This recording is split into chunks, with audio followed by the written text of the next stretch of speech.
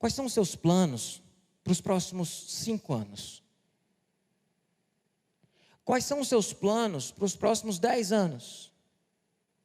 15, 20, 30, tem plano? Quando a gente fala de sonho, o sonho não parece uma coisa maior? O sonho é uma coisa maior, não é? O plano não parece que desceu um pouco mais para o... O plano parece ser o plano para poder atingir o sonho, como se o plano fosse o que eu vou fazer para atingir o meu sonho, para conquistar esse meu sonho, para realizar esse meu sonho. Ele traz isso aqui para o plano mais prático. Tem gente que é sonhador, mas nunca tem um plano para fazer o sonho. Ele está só sonhando, ele não tem plano. Geralmente a gente chama essas pessoas, ó, sonhador. Aquele cara ali está sempre com a ideia mirabolante na cabeça, mas a gente nunca viu ele executando um plano. Não lembro dessa pessoa executando um plano com afinco, com vontade? E a primeira coisa que eu queria dizer para você hoje é: tenha um plano. Tenha um plano. Não viva sem um plano. Porque se você vive sem um plano, quem vive sem um sonho, tem uma vida vazia. E que pode levar a gente até a uma depressão. Porque você não tem mais sonho, você parou de sonhar. A vida está ficando cinza. Mas se você não tem plano, você é um doidinho sonhador. Que está sonhando, mas que não tem planejado, não tem um plano para seguir. Está vivendo da filosofia do Zé Pagodinho. Deixa a vida me levar, a vida leva eu. E muitas vezes a gente gosta tanto disso, porque a gente já planejou tanto, a gente tem tantos problemas com os nossos planejamentos, nossos planos são tão frustrados que a gente começa a dizer assim, sabe de uma coisa? Deixa a vida me levar, a vida leva eu. Mas não faça isso não. Olha o que Paulo diz em 1 Coríntios 9, 26. Sendo assim, eu não corro como quem corre sem alvo, e não luto como quem esmurra o ar. Quem é que esmurra o ar? É a pessoa que não sabe o que está fazendo, ela não está nem enxergando nada.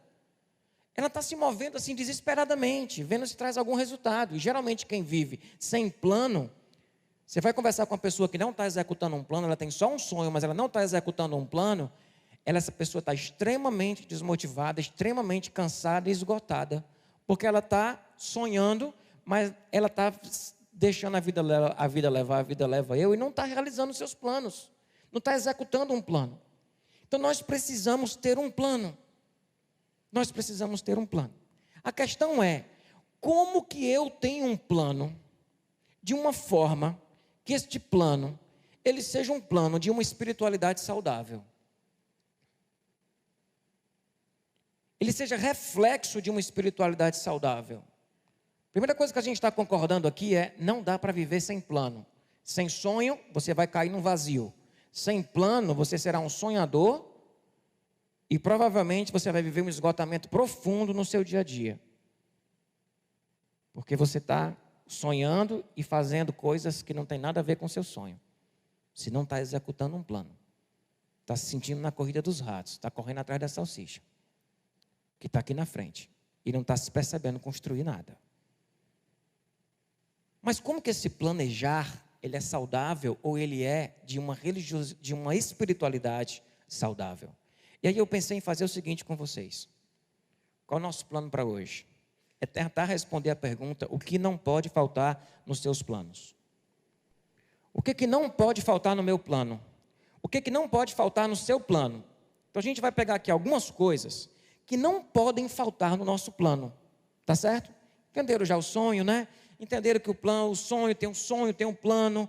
Né? Diz que se eu tenho um plano aqui, eu preciso ter um plano, porque senão eu vou ficar esmurrando o ar. Quem não tem um sonho, está num vazio. Quem tem um sonho, não tem um plano, está extremamente frustrado, está extremamente cansado, não está se sentindo fazendo nada.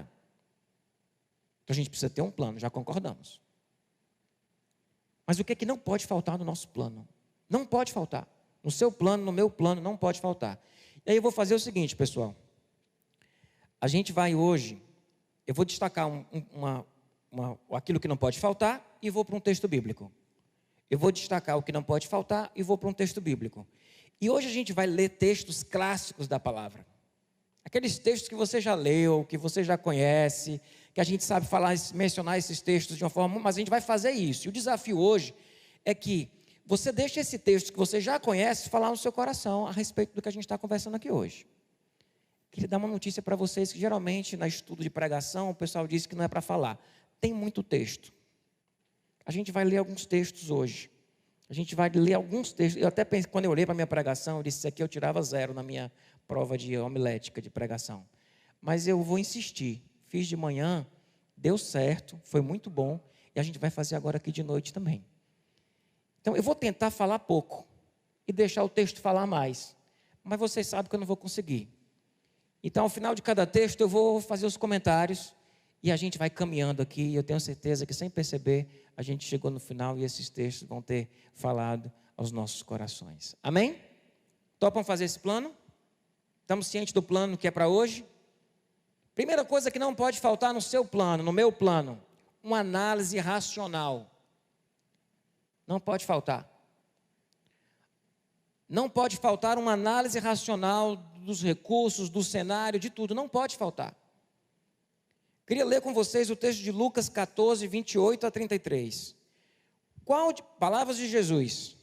Qual de vocês, que se quiser construir uma torre, primeiro não se assenta e calcula o preço, para ver se tem dinheiro suficiente para completá-la? Pois se lançar o alicerce e não for capaz de terminá-la, todos os que a virem rirão dele, dizendo, este homem começou a construir e não foi capaz de terminar. Ou qual é o rei, que pretendendo sair à guerra contra outro rei, primeiro não se assenta e pensa se com 10.000 homens é capaz de enfrentar aquele que vem contra os 20.000. Se não for capaz, ele enviará uma delegação, enquanto o outro ainda estiver longe, e pedirá um acordo de paz. Dessa forma, qualquer que vocês que não renunciar a tudo que possui, não pode ser meu discípulo. Você vai construir uma torre? Vai primeiro analisar quanto custa essa torre. Se eu tenho dinheiro, se eu não tenho. Uma análise racional. Isso parece básico, mas crente tem mania de fazer plano só na pegada da fé. A gente vai já falar da fé. Mas sem fazer uma análise racional daquilo que está ao seu redor, daquilo que ele tem para fazer. A gente precisa analisar isso. A gente está vendo aqui o texto, e o exemplo que Jesus disse foi, qual é o homem que antes, um rei que antes de enfrentar uma guerra, ele não vê se os 10.000 homens dele, se tiver 20 do outro lado, imagino que devia ter uma pessoa muito crente lá acompanhando Jesus naquele momento, que deve ter levantado a mão e ter dito, ô Jesus, mas Gideão foi com 300 e venceu. Isso é exceção. Isso não pode ser o padrão do nosso planejamento. A gente ficar contando com milagre. A gente precisa antes fazer uma análise racional daquilo que nós temos em nossas mãos, do que nós vamos fazer, para onde nós vamos, como nós vamos. Repito, a gente vai já falar da fé. Mas a gente precisa começar com a planilha. O que a gente tem aqui? O que a gente vai fazer? Qual é o projeto? Para onde a gente vai? Você não pode ficar na planilha. Mas a gente fala já, mas a gente precisa dela. Eu falo isso, pessoal, porque é muito comum você pegar gente que crê, desprezando a importância disso aqui. Você pega gente que crê, desprezando a importância da gente pensar antes, quando a gente vai fazer alguma coisa. Da gente fazer uma base de cálculo, a gente olhar e saber se dá ou se não dá. O contexto desse texto, Jesus está dizendo assim, vocês querem me seguir, vocês têm certeza? Pois pensem primeiro, para vocês não começarem a me seguir, depois perceber que não dá, o homem que vai construir, é nesse contexto que ele fala desse versículo. Mas a gente pode aplicar aqui para a gente. Eu preciso de uma análise racional.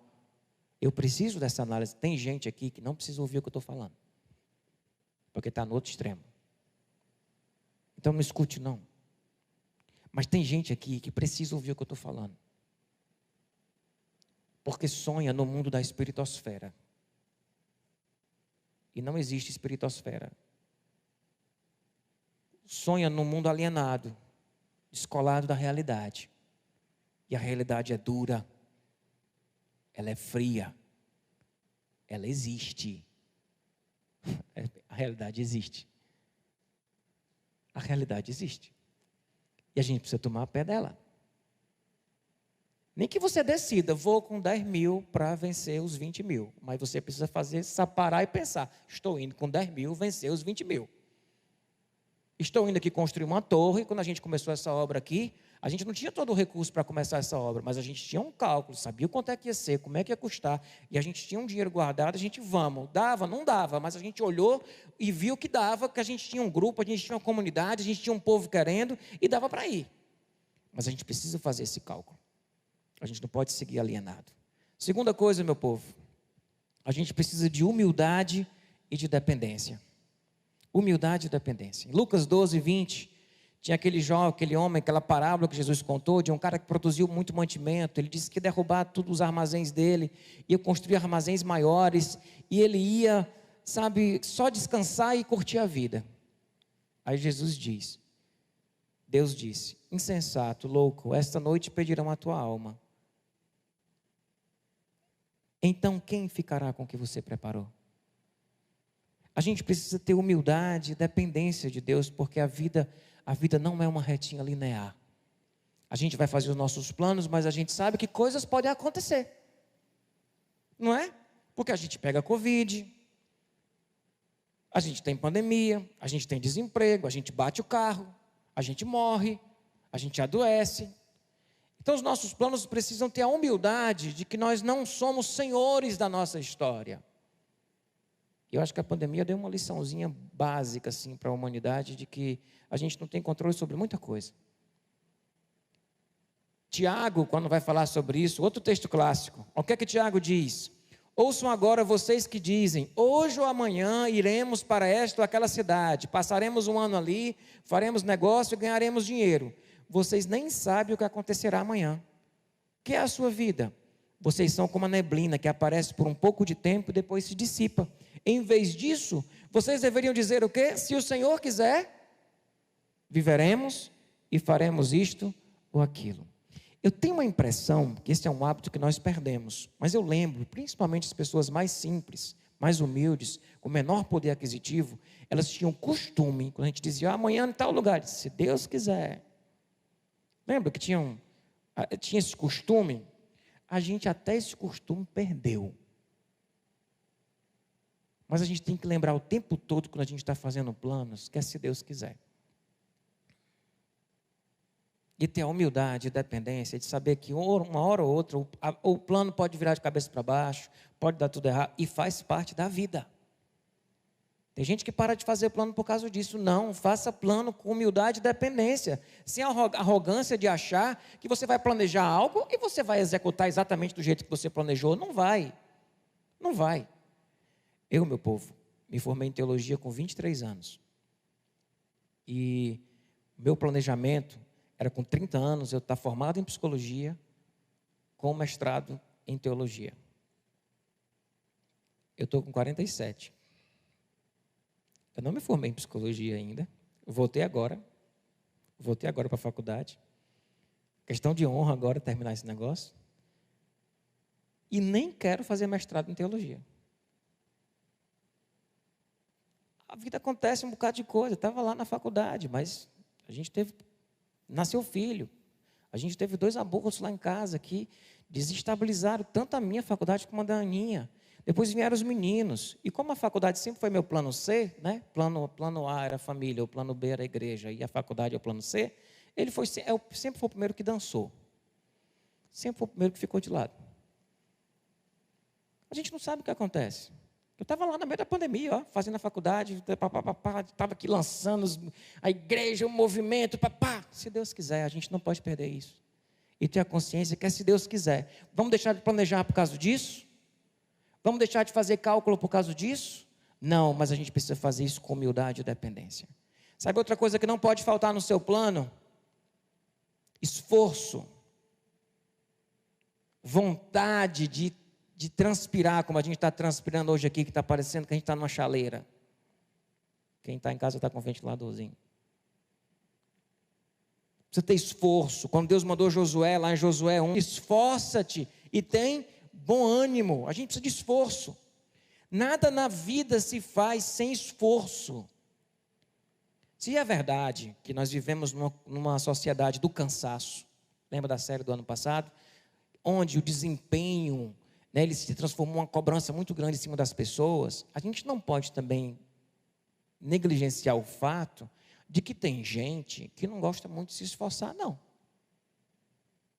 Se tem gente que se esforça demais e está estrangulado e sofrendo nesse mundo cheio de cobranças, a gente tem gente que é acomodado. E nenhum plano será executado sem esforço. Isso não existe, meu povo. A gente às vezes vê pessoas prosperando, vê pessoas ganhando dinheiro, vê pessoas chegando a um patamar de vida. A gente vê uma igreja dessa aqui acontecendo, existindo, completando 19 anos. E a gente acha que isso aqui é feito como? Do nada. Tem muito esforço. Tem muito esforço. A gente sonha, sim, tendo inspiração. Mas a gente realiza o nosso sonho, o nosso plano, transpirando. É com muito suor. É acordando, é trabalhando, é se organizando. A gente precisa de esforço. Se você é alguém que tem um sonho, mas você não se esforça, imagina uma pessoa que tem um sonho, aí ela não faz uma análise racional, ela não tem humildade diante dos imprevistos da vida. Então tudo que acontece, ó vida, ó céus, ó azar, olha aí, eu ia fazer isso, já deu errado. Você não sabia que era se Deus quiser, não? Que a vida é assim, ó, que a vida é dinâmica, que as coisas mudam, que vira de uma hora para outra, tudo. Uma pessoa que planeja, que tem um plano, mas não tem esforço, é só um papelzinho bonito. A gente precisa de dedicação. A gente precisa de dedicação. E o povo crente, nosso Senhor Jesus, devia ser um povo mais dedicado, que mais se esforça, porque tem propósito, está fazendo o que está fazendo com esmero. Deixa eu contar um negócio para vocês. Eu conheci já alguns empresários que não gostam de contratar crente. Porque crentes que o crente, ele não tem a mesma, não sei se é porque ele é de outra pátria, né? Da pátria celestial. Se ele está vivendo pensando no céu já. Mas ele não tem, sabe, um pessoal meio assim, que pedindo para faltar porque vai ter vigília. E quando o patrão é crente também, aí é que complica. Porque chega no patrão, você sabe que eu sou da igreja, né? É porque vai ter uma vigília lá na minha igreja, eu podia... Aí o patrão assim diz, rapaz, para que eu fui botar esse crente aqui, né? E ele sabe que eu sou crente e fica só pedindo para faltar para ir para a próxima programação. Vai ter um acampamento do Ictus e o pastor chamou lá para ajudar e a gente...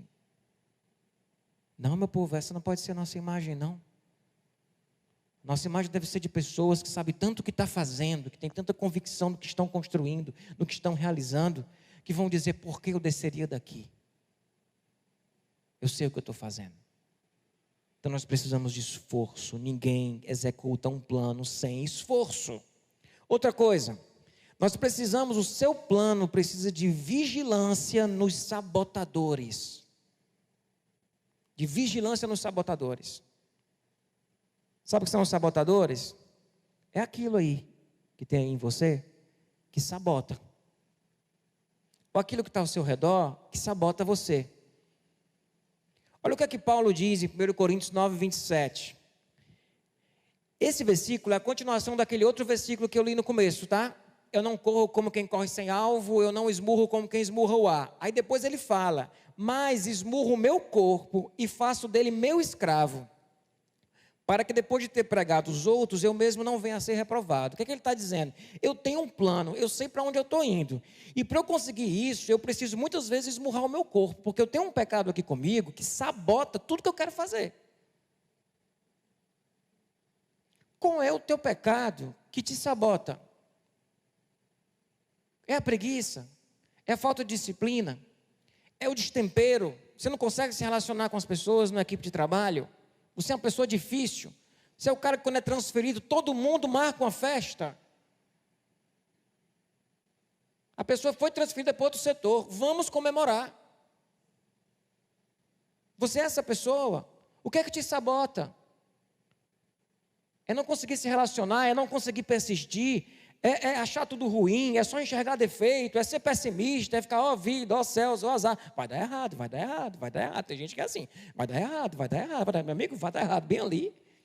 Vai dar errado bem ali, sai de perto de mim. Porque para de dar errado do meu lado, vai dar errado no outro canto. O que é que te sabota? No planejamento estratégico, faz muito tempo que eu não leio nada sobre planejamento estratégico, já li muito isso lá no passado. E a gente tinha uma análise de ambiente interno e de ambiente externo. E no ambiente interno, a gente trabalhava os pontos fortes e os pontos fracos de uma organização, de uma empresa, isso serve para a gente. E o ambiente externo, a gente trabalhava as oportunidades e as ameaças. Quais são os teus pontos fracos que te sabotam? O que é que te sabota? O que é que te sabota? Eu tenho que pensar o que é que me sabota, porque se eu não pensar nisso, eu não vou conseguir dar conta de um plano que eu tenho. Eu estou voltando agora para a faculdade, eu tenho isso como um plano para os meus próximos 3 anos, terminar. O que é que me sabota? É ser muito passivo em relação à minha agenda, eu preciso ser mais ativo, isso me sabota. É deixar a minha agenda na mão dos outros, me sabota. O que é que me sabota? É disciplina? É um sono desregulado? É uma alimentação ruim? O que é que te sabota? O que é que está fazendo você não conseguir executar seu plano? Você precisa saber. E aí eu digo a você que se você, quem tem assim, eu tenho uns 4 sabotadores aqui identificados, e tem um outro que diz, tenho nenhum, eu vou dizer que o que tem 4 está melhor. O que tem 4 vai conseguir, e o que está dizendo que não tem nenhum, não vai conseguir. Porque não é que ele não tem nenhum não, ele não está enxergando os sabotadores dele. E o que tem 4 identificou, então ele está na frente. Quem que está atrás? Quem tem 4 sabotadores ou quem não tem nenhum? Quem tem 4, porque o que tem nenhum é mentira. Ele tem, ele não sabe qual é. Então eu convido você a fazer um mergulho em si mesmo e descobrir o que é que te sabota. O que faz com que você sonhe, mas quando você executa os planos, você não consegue executar, porque você tem algo sabotante. Então você precisa que o seu plano tenha vigilância nos sabotadores. Qual é o nome desses sabotadores? Que sabotam você, que sabota a tua capacidade, que sabota a tua capacidade de seguir. Amém, meu povo? Vocês conhecem os sabotadores de vocês? Precisa enfrentá-los. Precisa colocar eles em cima da mesa. E precisa estabelecer vigilância. Esses sabotadores podem estar no seu ambiente interno, ou ele pode estar no seu ambiente externo. Você precisa conhecê-los. E geralmente esse sabotador que está no ambiente interno, ele se relaciona com outro sabotador que está no teu ambiente externo. E você precisa ter discernimento disso. Outra coisa que não pode faltar no seu plano, atitude de fé. Não pode faltar atitude de fé. Se por um lado a gente tem o cara aqui da planilha, que faz o cálculo, que diz que quanto é que tem, quanto é que não pode, não vamos não porque a gente não tem dinheiro, não vamos não porque essa torre é cara, ou não vamos enfrentar não que a gente tem 10 mil e ele só tem 20. A gente precisa também nesse plano, além da planilha, a gente precisa ter um outro cara aqui, que você precisa ter esses 2 caras. Você precisa ter um outro cara aqui, que diz, bora. Deus está com a gente. Ele cuida de nós. Pastor, isso não é contraditório, não? É complementar. É complementar. Porque eu vejo gente que está só aqui, e esse pessoal sai do canto. E eu vejo gente que está muito amarrada aqui também, que não consegue ousar, que não consegue ter, também não sai do canto. Então é complementar. O texto que eu peguei foi de Êxodo 14, o povo sai do Egito, e o povo está assim, ó, mar vermelho na frente, e o exército de Faraó atrás. É aquela pessoa que está assim, não tenho para onde ir, e os meus agiotas estão todos aqui. Olha os agiotas aqui, é o Faraó. Olha as cobranças aqui, olha a dificuldade aqui. E o mar. Nessa hora, o que a gente precisa? Quando esses cenários se levantam na vida da gente, a gente precisa de atitude de fé. Olha o que Moisés responde ao povo: não tenham medo, fiquem firmes e vejam o livramento que o Senhor trará hoje, porque vocês nunca mais verão os egípcios que hoje veem. O Senhor lutará por vocês, tão somente acalmem-se. Disse então o Senhor a Moisés: por que você está clamando a mim? Diga aos israelitas que sigam avante. Erga a sua vara, Moisés, e a estenda para com a mão sobre o mar, e as águas se dividirão para que os israelitas atravessem o mar em terra seca. Amém? O povo estava lendo isso aqui de manhã, vocês são mais caladinhos, né? Mas o povo da manhã, quando eu disse assim: o Senhor lutará por vocês, tão somente acalmem-se. O povo, amém. Foi uns amém tão forte assim no auditório. Sabe, foi uns amém tão forte no auditório. Aí eu parei e disse: ei, ninguém nem disse amém quando eu disse lá que você tinha que fazer o cálculo antes de seguir. A gente gosta desses textos aqui, certo? Eles são verdadeiros? São. A gente é cheio de história na Bíblia de superação. Isso que a gente vive aqui foi só no esforço? Foi só na análise? Isso aqui foi muita obra de Deus. E que a tua vida seja um resultado de análise, de vigilância dos sabotadores, de esforço, mas que seja também um resultado de uma atitude de fé. Tem gente que a gente precisa dizer: vai. Creia que Deus está contigo, que Ele vai estar à tua frente, Ele vai estar com você. Entende? E tem gente que a gente precisa dizer: ei, bichinho, bota o pé no chão. Tu está lunático. Bota o pé no chão. Faz o teu cálculo. Tu está só sonhando e jogando para Deus, dizendo que Deus vai fazer a obra por você. Eu digo, meu povo, que tem gente que não ajuda Deus a ajudar. Eu acho que é Deus olhando para a pessoa assim: mas tu não me ajuda a te ajudar também. Já viu aquele amigo que, cara, eu quero te ajudar, mas tu também não ajuda, tu não ajuda. Eu acabo não conseguindo te ajudar. Porque tem gente que está ali, ou está na espiritosfera, na fé, e tem gente que está aqui na planilha, no cálculo, no número, não pode. E Deus quer juntar esses dois mundos. E quer fazer com que o seu sonho tenha análise, tenha projeto, o seu sonho tenha realização, o seu sonho tenha dados concretos, mas que o seu sonho tenha um pé no concreto e um pé no céu. Um pé no concreto e um pé na fé, em saber que Deus abre mar, em saber que Deus faz coisas que estão além da nossa capacidade. E não há nada melhor do que você fazer algo, olhar para trás e dizer: se não fosse Deus, eu não tinha feito.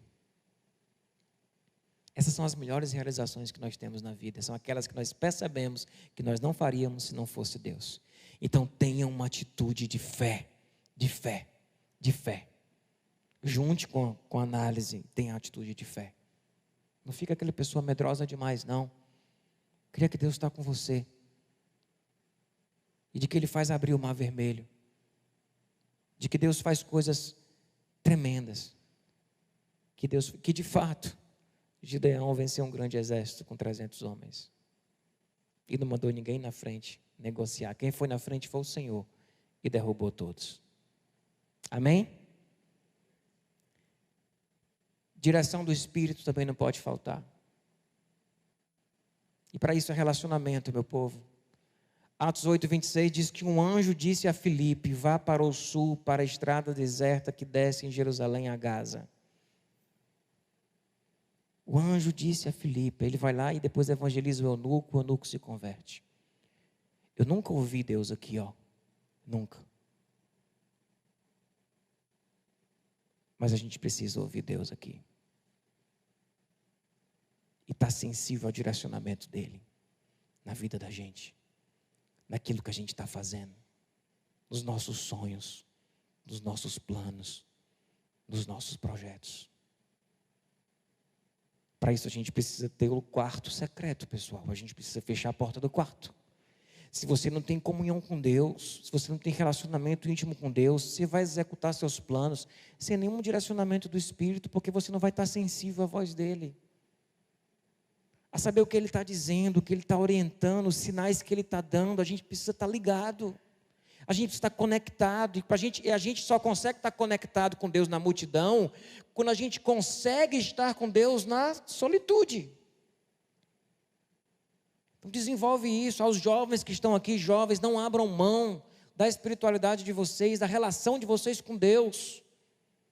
Porque nos planos de vocês, ter a direção de Deus naquilo que a gente vai planejar, naquilo que a gente vai fazer, é maravilhoso.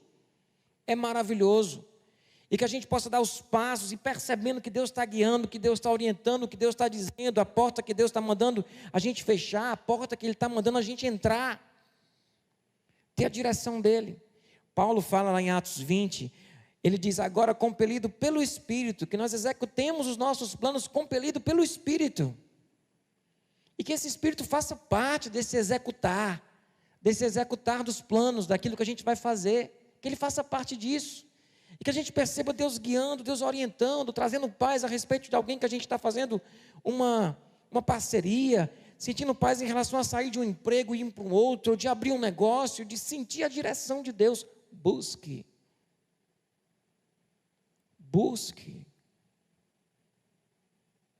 Quem não gasta tempo de joelho dobrado, não consegue andar em pé.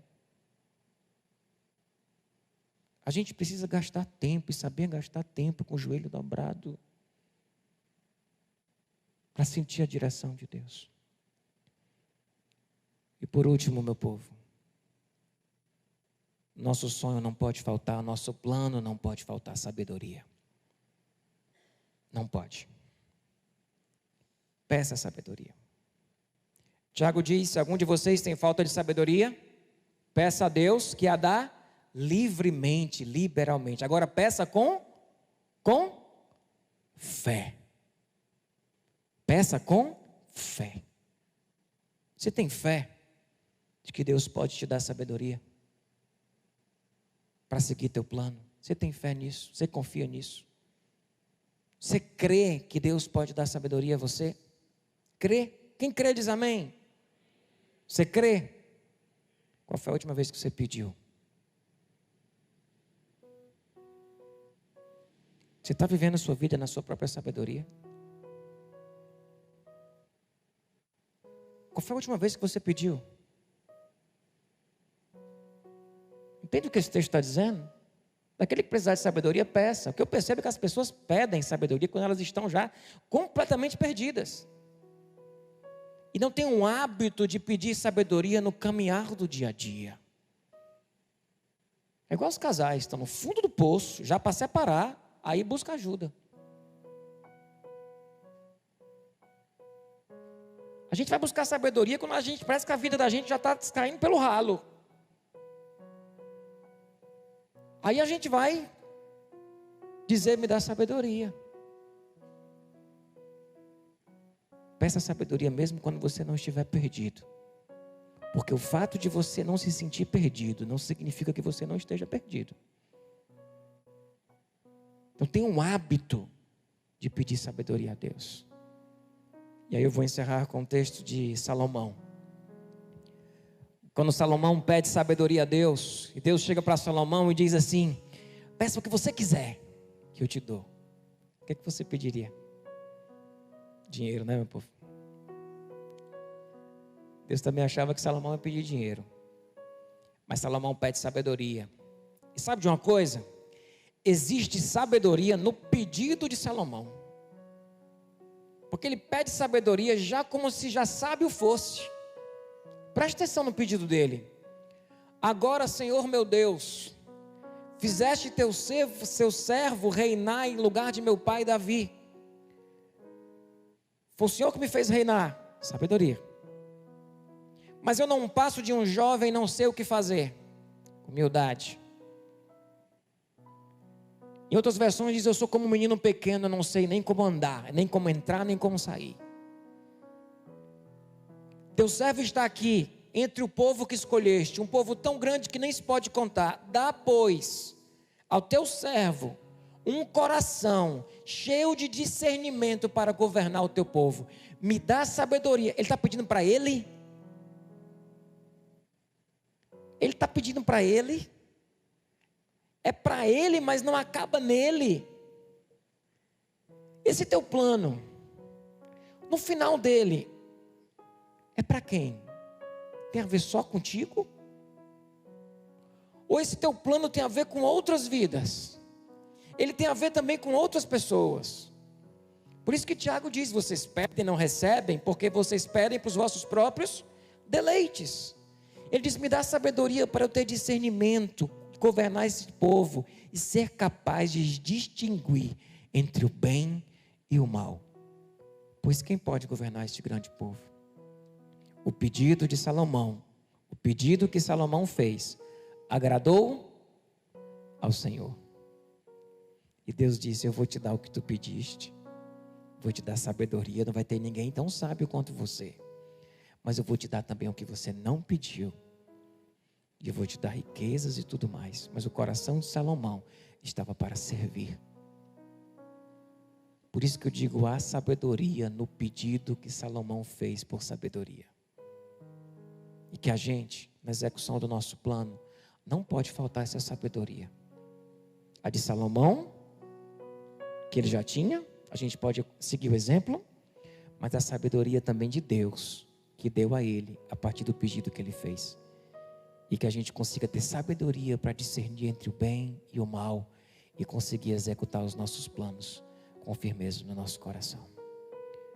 Quais são os ingredientes que não podem faltar nos nossos planos? Tem um slide aí com todos juntos. Não pode faltar análise racional, não pode faltar humildade e dependência, se Deus quiser. Não pode faltar esforço, não pode. Não pode faltar vigilância dos sabotadores, porque nós sabotamos os nossos próprios caminhos. Não pode faltar atitude de fé. Não pode faltar a direção do Espírito. E não pode faltar a sabedoria que Deus dá livremente a todo aquele que pedir. Amém? Queria que você baixasse a sua cabeça.